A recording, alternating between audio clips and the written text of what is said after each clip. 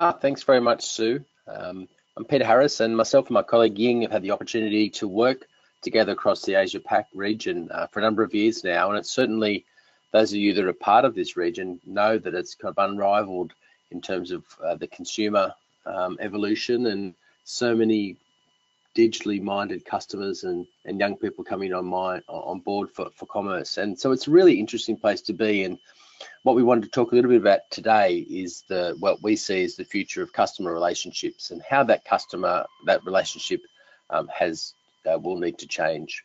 So change is, we often talk about change in presentations, talking about the future. And certainly in my career, I've seen lots of change. I love this quote: change has never happened this fast before, and it will never be this slow again. Just have a read of that quote. But certainly there's always been change, but now it's really accelerating. And we see brands, needing to differentiate more than ever before. So things are changing very quickly. And in this age of change, there's a number of big trends. One of the major trends that we see is this age of authenticity. And in this age of authenticity, one of the outcomes of that we're starting to see is that the survey, as we know it right now, in this age of authenticity, may well be, obsolete very soon. And when we ask, why will it be obsolete? Is it to do with AI, or is it to do with big data? We think no, it's not those things. Those things are happening as well, but really it's around about what is the outputs of the surveys as we know them right now. We think that they'll be obsolete because of data quality, because people are getting paid to answer, there's no differences, it's not creating value.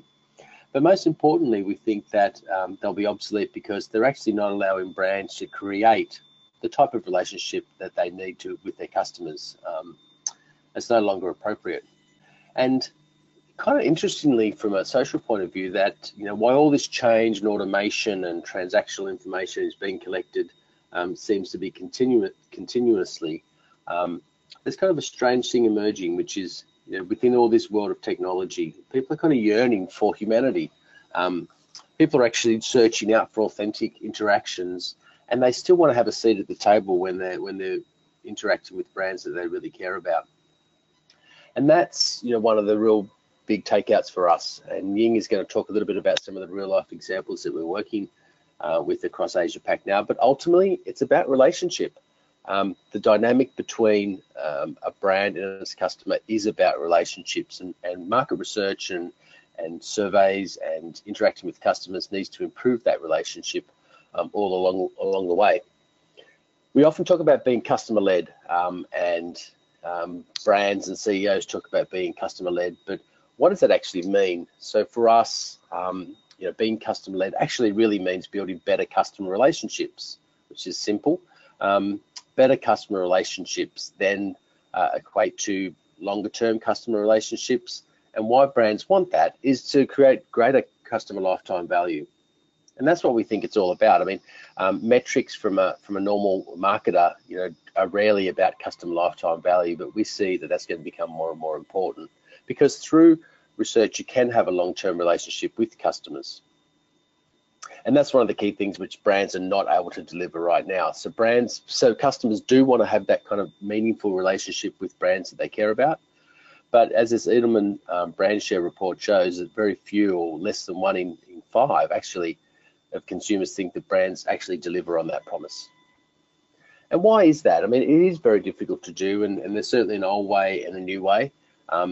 The old way is a relationship that we've had with customers in research for a long time, which is much more transactional, much more point in time, much more impersonal. You tell me the answer of these questions, and then that you won't hear from me again. The new way, and the way where the relationship needs to shift, is much more about relationship. It's about being always on. It's a kind of a long-term, much more authentic. But most importantly, this kind of relationship gives value to the brand. They get the questions they needed answered, but also value to the participant. And this is the key point, that MR needs a new relationship with the customer, one that actually is much more two-way, one where the customer actually gets something from the discussion. And in the end, this whole idea around being more customer-centric is going to be delivered via a mutual exchange of value. and that is again value both to the brand and the customer. Because in the end, kind of relationships are what we strive for as human beings. Improved relationship is how brands are going to become more successful. And it kind of feels good because relationships are really what makes us human. And I think it's going to be a strong benefit. And Ying is now going to take you through some of the examples that we're seeing across the Asia Pac where brands are really being able to deliver this value. Over to you, Ying. Thanks, Pete. Thanks for the overview. Yeah, so as Pete mentioned, I'm going to be sharing with you guys some more details around that high-level overview. So we actually did a project last year. I did a research project with my colleague Elsha for our Customer Intelligence Summit, and we actually asked members of the communities that our clients have in APAC why they chose to participate in the communities. We ran a standardized survey across 9 of the communities across 5 countries and collected the responses. And what we found really validated everything that Peter just said. So we discovered that 93% of the people on the communities indicated that they feel appreciated when brands listen, and that the community was their main channel for knowing that, for being heard. 89% enjoy sharebacks, and sharebacks are where the brands that are hosting the communities actually share back with the community members insights and knowledge and what they're doing with the information that they're collecting. And 88% indicated that they feel valued as being part of a member of a community, which is huge, which really answers the question about why people join communities. And that is a question we get asked a lot, and that's a question that I hear from our clients all the time. So I feel like that this really answers it. And this quote, "The community makes me feel wanted and appreciated. I give honest feedback because I want to make a difference." That actually sums it up really nicely, and the key word there is honest. Because the people on the communities know the brands that they're interacting with and know that the effort and time that they put in to provide their opinions on new products or new ideas or help the brand co-create will make a difference in their customer experience, in the form of better products, better services. They really do take the time to give honest feedback and to provide that opinion to the brands and have that two-way conversation. And at Vision Critical, we provide customer relationship intelligence software. So our software is a platform that really connects brands, so our clients, to their customers or members of the community. And through these insight communities, our clients get to ask the members what they think, and our members get to provide feedback, but also have two-way dialogue and hear back from the brands themselves.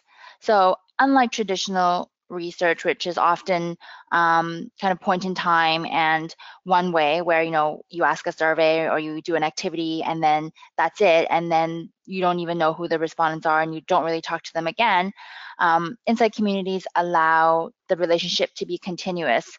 So this slide here shows what we're calling the customer relationship intelligence flywheel, which really shows that it's a continuous relationship. So clients and brands ask members what they think, and then through asking, they learn and they build up more knowledge about their customers.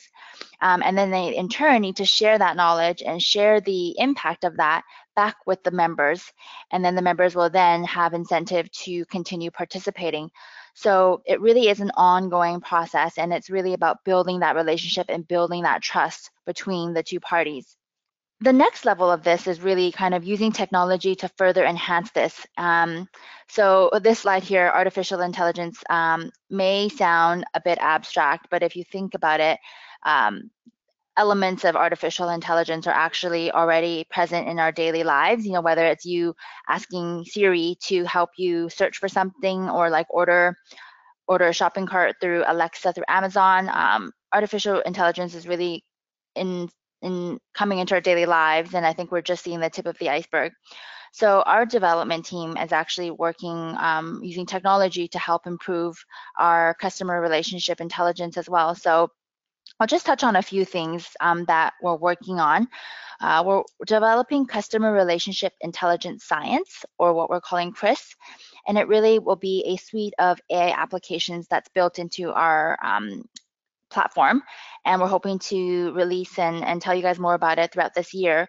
But the idea is that through the suite of applications, we're going to be able to help our clients understand the value of their members on their community and understand the customer lifetime value of each of the members on the community. And we're also going to be able to use what we know about the customers to help optimize response rates and decrease churn on the community, so that when you do an activity, whether it's a survey or a forum or a discussion group, you know that there's certain things that you can do to help drive up the participation and really improve the overall engagement. So before I wrap up this presentation, I want to share with you guys 2 stories of clients in Asia that have really done a good job of leveraging their insight communities to build those customer relationships and really get closer to their customers. So the first one is Prudential. They're an insurance company here, and they've had their community for a while. And the image here is of Namrata Jolly, who's the head of customer and digital, and they've really used the community to help drive their transformation into becoming more customer-centric and more digitally focused. So one of the things that they've used their community heavily for is on product innovation and product development and product improvement. So last year, they revamped a couple of projects and through the community got their members to input on that. And when they relaunched the products after getting the community input, they saw that it was huge growth. You know, one of the products saw 308% product growth from the previous year. They even asked the community members to participate in an ideation exercise and created a product from scratch. And that product eventually became the first gender-based insurance offering in the market in Singapore, which is really innovative and really pushing the boundaries of what they do. So overall, the community has had a big impact in driving their overall customer satisfaction and product growth.